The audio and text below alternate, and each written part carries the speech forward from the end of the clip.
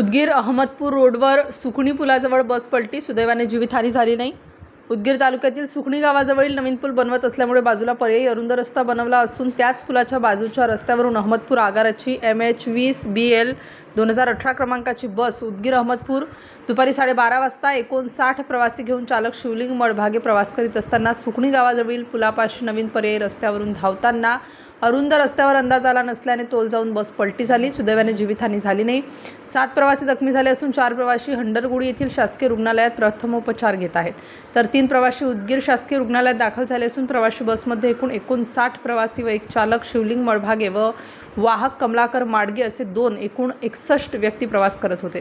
सुदैवाने काही जीवितहानी झाली नाही। लोकांनी पलटी झालेल्या बसमधील प्रवाशांना सुकणी येथील ग्रामस्थांनी पुढील बाजूचे काच व खिडक्या फोडून बाहेर काढण्यासाठी मदत केली। वाढवणा बुद्रुक येथील डॉक्टर सुळे यांना अपघाताची माहिती मिळताच विलंब न करता चालक मेहबूब शेख यांना अपघातस्थळी रुग्णवाहिका पाठवून रुग्णवाहिकेत जखमींना चालक मेहबूब शेख यांनी उदगीर शासकीय रुग्णालयात दाखल केलं। उपसरपंच शिवाजी सुकणे तसेच उदगीर आगारातील कर्मचारी कोकाटे यांना सविस्तर माहिती सांगितली। बातमी संकलन हुकूमत शेख।